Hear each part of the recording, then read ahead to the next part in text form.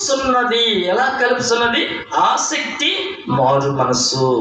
ఏదో మీద విధి అన్నట్లు పశ్చాత్తాప పడుట నేను అనేక మందిలో చూశాను. సహవాసపు బోధనల వల్ల విరిగి తిరిగి తిరిగి ఇచ్చుటే. ప్రియులారా, ఏం చేయాలంటే తిరిగి మనము ఇచ్చేయాలి.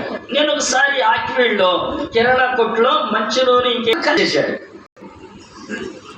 సరే, ఏం చేస్తారు కొంతమంది, వాడు మర్చిపోయారులే, వాడికి ఇవ్వకపోతే ఏమైందంట అని చెప్పి ఎగ్గొట్టేసే పరిస్థితి. ప్రియులారా, అంటే మనస్సాక్షిని సంకొట్టమే కదా. అలాంటి స్థితిగా ప్రియులారా మనముంటే దేవుడు మనల్ని చూస్తాడు. మనము ఏ స్థితిలో ఉన్నామో, ఏ మోసపు స్థితిలో ఉన్నామో, ఎలాంటి పరిస్థితుల్లో ఉన్నామో దేవుడికి అంతా తెలుసండి. మన గురించి, నా గురించి, నీ గురించి ఎవరు ఆయనకి సాక్ష్యము చెప్పనవసరం లేదని యోహాను సువార్తలో ఉంది 2:24. కాబట్టి ప్రియులారా, దేవుడు మనలంతటినీ ఎరిగినవాడు. అందుకని ఆయనకి మనం ఎలా ఉండాలంటే యథార్థమైన బిడ్డలుగా ఉండాలి. మనం ఆ విధముగా సరి చేసుకోవాలి మన హృదయాన్ని. అంతేగాని లోపల ఒకటి బయట ఒకటి పెట్టుకుంటే దానివల్ల మనము దేవునికి విరోధంగానే ఉంటాం, అసహ్యంగానే ఉంటాం, ఇష్టంగానే ఉంటాం, ఇష్టమైన వారిగా ఉండం, దేవునికి కష్టంగానే కనబడతా ఉంటాం. కాబట్టి ఇక్కడ మనము ఏం చేయాలంట ప్రియులారా, పాపాలు మన జీవితంలో ఉండకూడదని ఇక్కడ జోగారు మాట్లాడుతూ ఉన్నాడు. ఏమన్నాడంటే ఇక్కడ ఏదో విధి అన్నట్లు పశ్చాత్తాప పడటం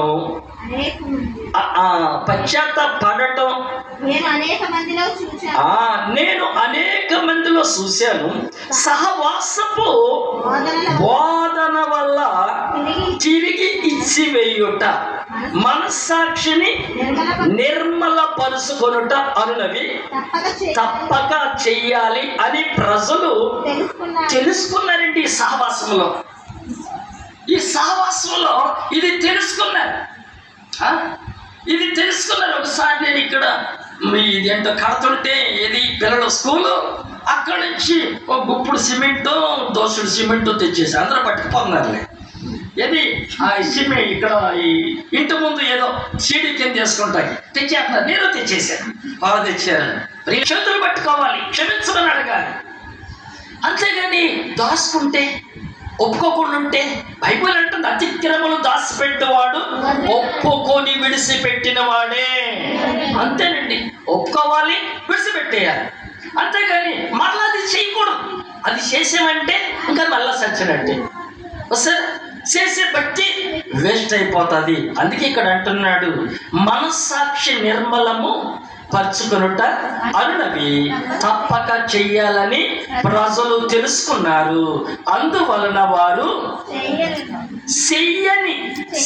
చెయ్యాలి కాబట్టి చేస్తున్నారు, కానీ దానిని ఆసక్తితో చేయడము నేను చూచుటలేదు.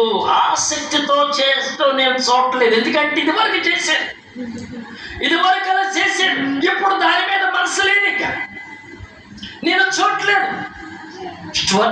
ఇంట్లో ఉన్నాడు, మీరు ప్రార్థన చేయండి. ఇప్పుడు ఆ ఇల్లు ఏమైపోయింది తెలుసా?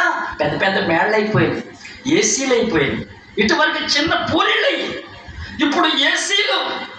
ప్రియా, వాళ్ళ దగ్గర గవర్నమెంట్ కరెంటు కూడా కట్టించుకోవట్లేదు. వాళ్ళకి కరెంటు. ప్రియా, పొలాలు ఇచ్చారు వాళ్ళకి, అన్ని సౌకర్యాలు ఇచ్చారు. ఎందుకో